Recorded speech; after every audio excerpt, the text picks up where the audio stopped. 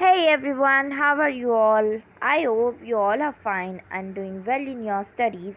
So, today I welcome you for the glimpses of past part number 2, in which we are going to see Ram Mohan Roy. That was means he was a learned person. Ram Mohan was a learned person from Bengal. He was from Bengal, understood what was going wrong with country, हमारी country के साथ क्या गलत हो रहा था वो राम मोहन रॉय को पता चल गया था. Let us not despite our self our ancient culture is great. और वो कहते हैं कि हम अपने आप को ख़राब ना करें. हमारी एंशियंट कल्चर यानी पुराने जो भी कल्चर थे, रीति थी, जो भी चीज़ें थी वो बहुत ग्रेट है, बहुत महान है. And we are capable of greater achievement. और हम अचीवमेंट यानी कुछ पाने का हम में वो कैपेबल है, मतलब हम उसे कर सकते हैं. We must first reform our society. Superstitions have been ruining us. So superstitions जो है वो हमें रूइन कर रही है, डिस्ट्रॉय कर रही है, और हमें पहले अपना सोसाइटी रिफॉर्म करना चाहिए. He told his wife Uma, ये है उनकी वाइफ उमा और ये है राम मोहन रॉय. तो वो अपनी वाइफ से कहते हैं cows are different colours but the colour of their milk is same. यानी जो गायें होती हैं उनके रंग अलग होते हैं लेकिन दूध के रंग अलग नहीं होते हैं. Different teachers have different opinion but the essence of every religion is same. कोई भी टीचर डिफरेंट हो सकते हैं, जैसे काउस के कलर डिफरेंट है बट उनके ओपिनियन एक ही होंगे. ओके, उनका मतलब एक ही होगा कि हर बच्चा पढ़ लिख ले उनसे, है ना. So that is now he was attracted by science and modern language. और वो टाइम कब का चल रहा था, हमने यहाँ देखा है कि वो टाइम चल रहा था 1772 से 1833, जो कि बहुत ओल्ड एज टाइम था, एंशियंट टाइम था.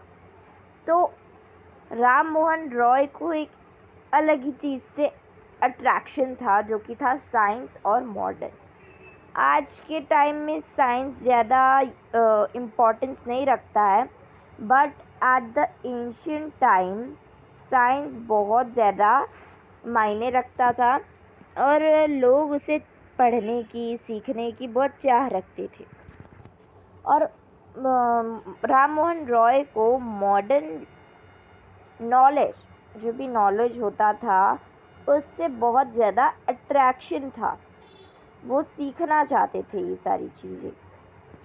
सो knowledge should be practical and scientific. Knowledge practical होना चाहिए और साथ ही साथ साइंटिफिक भी होना चाहिए.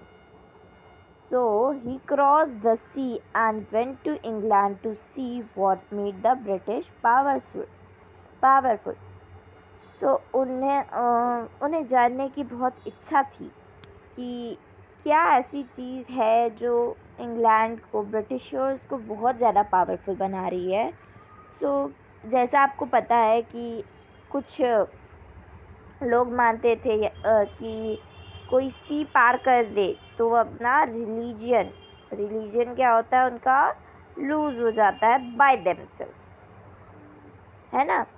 तो वो सी क्रॉस करके इंग्लैंड पहुंचते हैं और देखते हैं क्या पावरफुल बना रहा है इंग्लैंड को, ब्रिटिशर्स को.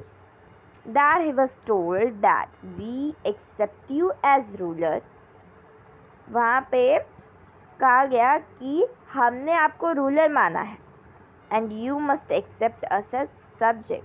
और आप मुझे क्या मानेंगे, सब्जेक्ट. यानी जो पब्लिक होती है, पीपल होते हैं, वो सब्जेक्ट्स होते हैं. But you must remember the responsibility a ruler owes to his subject. और रूलर जो भी है उसे अपनी रिस्पॉन्सिबिलिटी, उसका कर्तव्य याद रखना है, जो कि सब्जेक्ट्स यानी पीपल के लिए है, जो पीपल डिज़र्व करते हैं, वो उसे याद होना चाहिए। और यहाँ एक और पॉइंट हम पढ़ना भूल गए थे। He started newspaper, the suspicious Britishers stop them in 1823। और राम मोहन रॉय ने पेपर चालू किया था, बट ब्रिटिशर्स ने 1823 में वो बंद करा दिया था ऑपरेशन। नाउ ऑपरेशन था 1765 से 1835 तक का। But the British continue to oppress India. In 1818, they had passed the Regulation 3. Under it, Indian could be jailed without a trial in the court. यानी रेगुलेशन 3 के तहत हम कोई भी इंडियन को वो जेल में डाल सकते थे। कोई ट्रायल नहीं होता था कोर्ट में, जब मर्जी की इंडियन को जेल में डाल दिया जा सकता था। Got it? Now let us go ahead. So, all the time British officers in India drew big salaries, also made the fortunes in private businesses. और जो ब्रिटिशर्स थे वो हर टाइम क्या करते थे, इंडिया से बिग सैलरी लेते थे, और साथ ही साथ प्राइवेट जो भी बिजनेसेस थे, उनके खुद के बिजनेसेस थे, उसमें भी फॉर्चून यानी मौका बना के उसमें भी पैसा बहुत अच्छे से ले लेते थे। By 1829, British was exporting British goods worth 7 crore rupees to India. और 1829 तक ब्रिटिश जो है वो क्या कर रही थी, ब्रिटिश गुड्स एक्सपोर्ट कर रही थी, यानी ब्रिटिश का सामान, वो भी 7 करोड़ वर्थ रुपी में, जो इंडिया का 7 करोड़ वर्थ रुपी होता है उसमें। Okay, just wait a minute. So yes, so वो 7 करोड़ रुपीज़ इंडिया से ले लेते थे। The British proposed on the company loot while Indian industry began to die. और जो ब्रिटिशर्स थे वो अपनी इंडस्ट्री जो होती है वो बढ़ाते जा रहे थे, जबकि हमारी इंडिया इंडस्ट्री डाई हो रही थी, मतलब it was becoming to the end पे आ गया था। अब यहाँ governor general Bentinck reported back home, the bones of cotton weavers are preaching the plains of India. तो ये गवर्नर जनरल बेंटिक के द्वारा कहा गया था। नाउ डिससेटिस्फेक्शन, यानी अब किसी चीज़ से संतुष्ट ना हो, उसके बारे में बात की जा रही है। यह है 1835 से 1856 की कहानी। Education in India was in Persian and Sanskrit language. तो इंग्लिश एजुकेशन जो थी ना, मतलब एजुकेशन जो हमारी इंडिया में थी वो सिर्फ और सिर्फ पर्शियन और संस्कृत लैंग्वेज में थी, जो कि आज किसी को नहीं आती। क्यों? क्योंकि वो तो भाई एंशियंट था। फिर 1835 में एक इंग्लिश मैन ने सजेस्ट किया कि हर इंडियन को आना चाहिए, इंग्लिश आना चाहिए।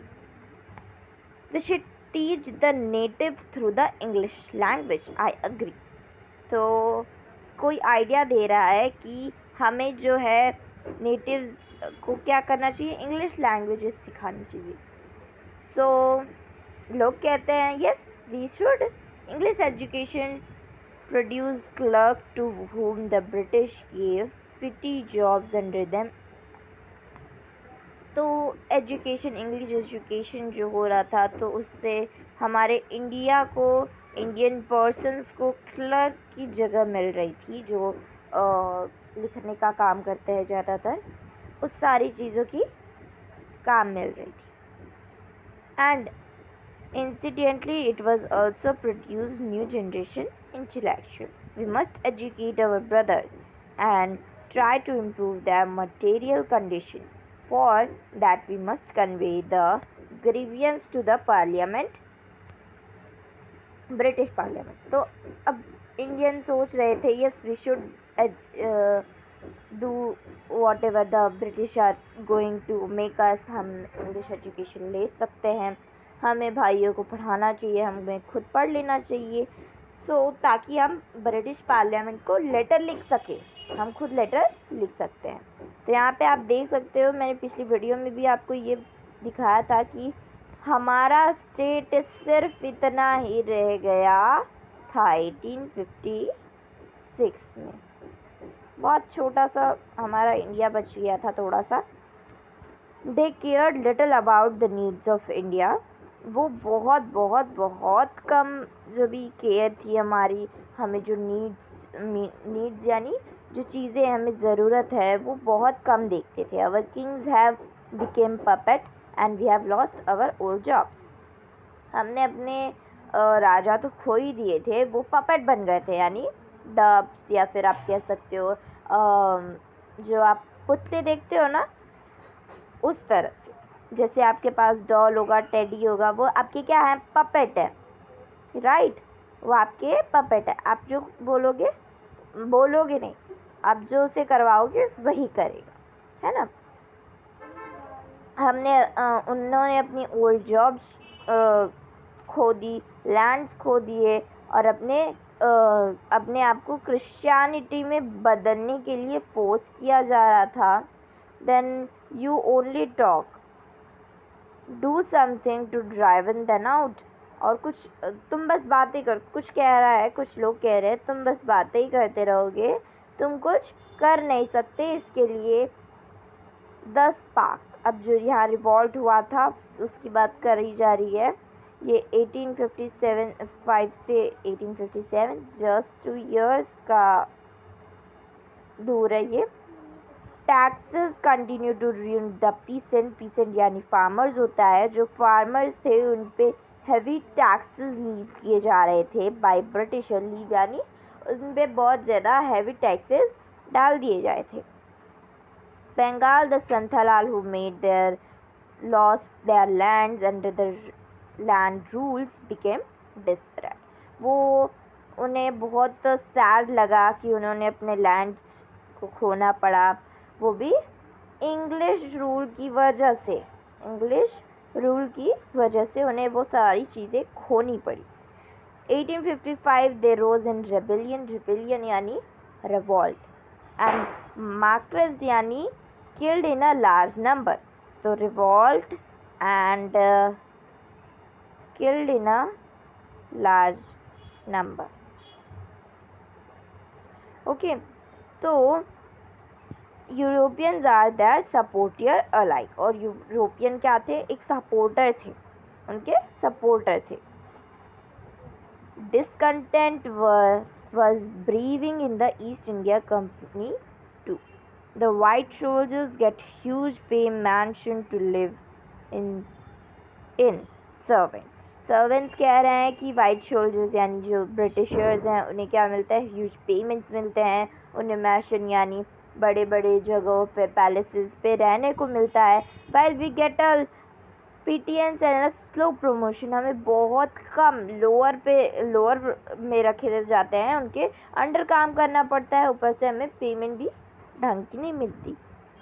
The encourage us us to cross the sea which is against our religion, who is Topiwala to abolish our age old custom।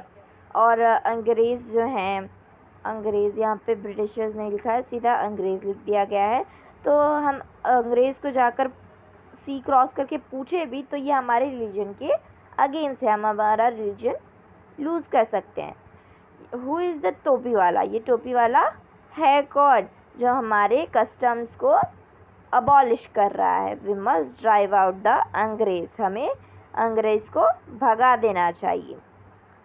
C.P. Mangal Pandey attack the अबंजेंट of his regiment and was executed, और जो first fighter थे वो है मंगल पांडे। यहाँ पे पांडे की spelling गलत दी है, वाई देना भूल गए हैं, right.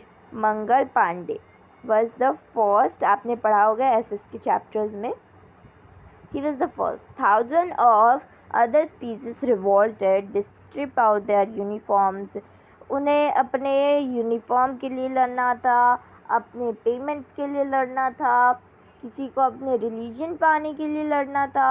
So there were a lot of things to join the revolt, humiliated and put in irons. Few Englishmen had cared to understand the Indian custom or the people's mind. Oh, proud Brahmin soldier, do you want to grease the bullet? You have to buy meat from the fat of pig or cow. तो कुछ English man थे जो समझते थे India के customs को, regulations को.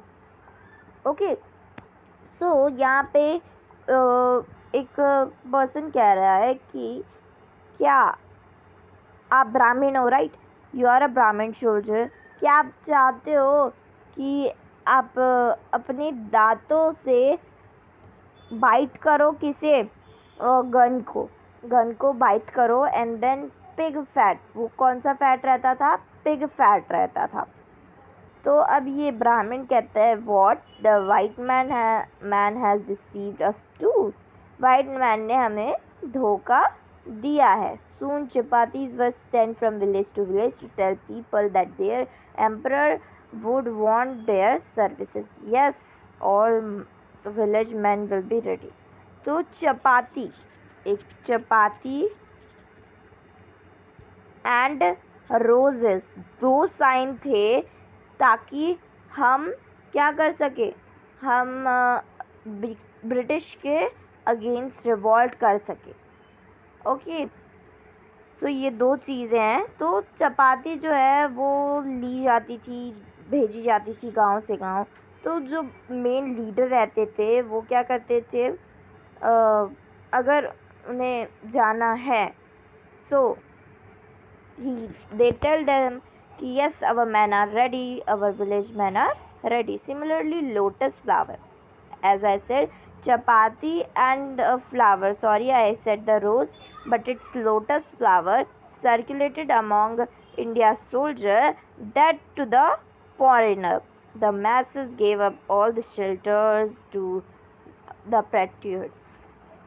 तो हमारे जो मैसेज थे उन्होंने हमें शेल्टर्स, हमारे पैट्रियट को शेल्टर्स दिए थे. रिवॉल्ट अब यहाँ पे आता है.